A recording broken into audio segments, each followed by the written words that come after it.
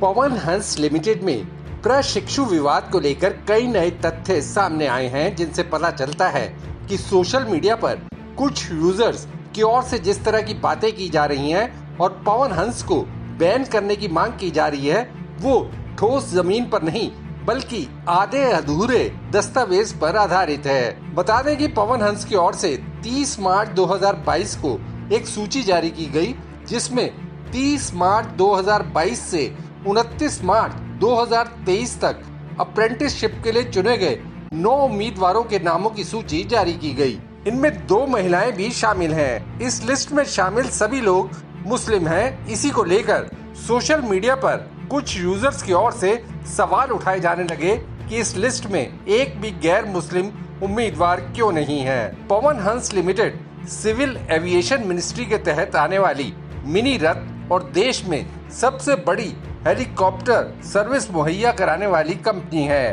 Pawan Hans limited apprentice विवाद में जांच से सामने आया है कि जामिया मिलिया इस्लामिया ने एरोनॉटिक्स में BSc course Pawan Hans limited के साथ शुरू किया। इसके लिए 2 बैच एवियोनिक्स और मैकेनिकल में 30-30 छात्रों को दाखिला दिया गया। ये सेल्फ फाइनेंस्ड कोर्स है, जिसमें वार्षिक फीस 1,30,000 रुपए ली जाती है।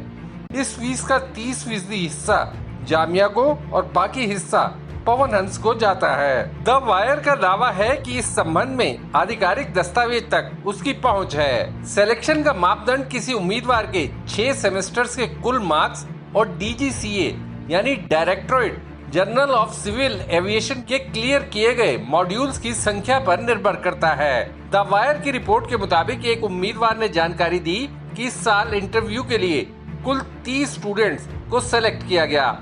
इन 30 में से 4 ने निजी कारणों की वजह से ड्रॉप आउट कर दिया। इनमें 2 मुस्लिम और 2 हिंदू थे। बाकी बचे 26 उम्मीदवारों में से इंटरव्यू के बाद 10 को अप्रेंटिसशिप के लिए चुना गया। इनमें से भी एक मुस्लिम कैंडिडेट ने इंटरव्यू क्लियर करने के बावजूद निजी कारण से अपना नाम वापस ले लिया। जिन 4 छात्रों ने इंटरव्यू से पहले ही अपने नाम वापस ले लिए थे, उनमें से एक हिंदू स्टूडेंट शुभ सोलंकी से द वायर ने संपर्क किया तो शुभ ने कहा कि मैं और एक और हिंदू उम्मीदवार, मेरा दोस्त दीपित गोयल, दोनों ही अपने बैच के टॉपर्स थे।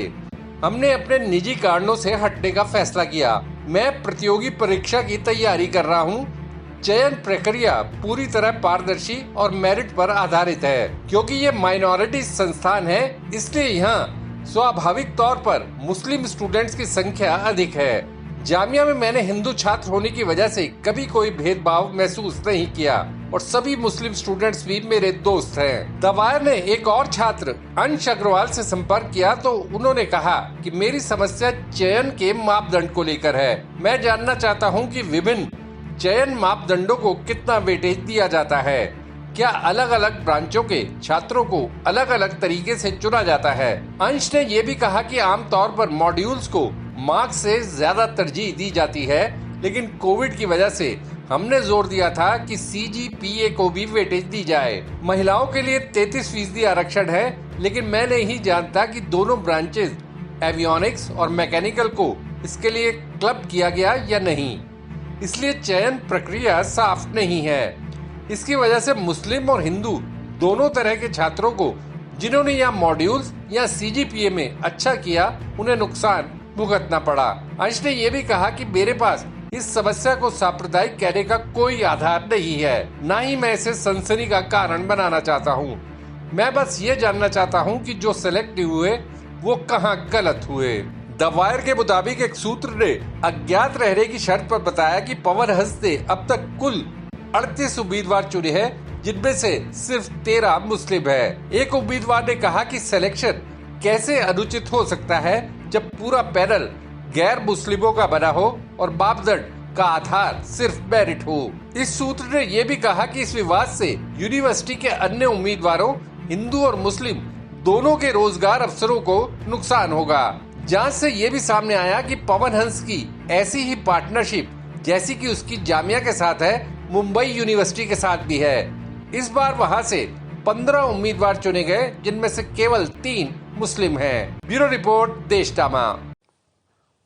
आपको ये वीडियो कैसा लगा या अगर आपके दिमाग में कोई सवाल है तो कमेंट बॉक्स में जरूर बताइएगा। वीडियो पसंद आया तो लाइक शेयर करना ना भूलिएगा। आपने देशनामा को सब्सक्राइब और नोटिफिकेशन के लिए घंटी वाला बटन दबा ही दिया होगा। फिर मुलाकात होगी आपसे, तब तक के लिए नमस्कार।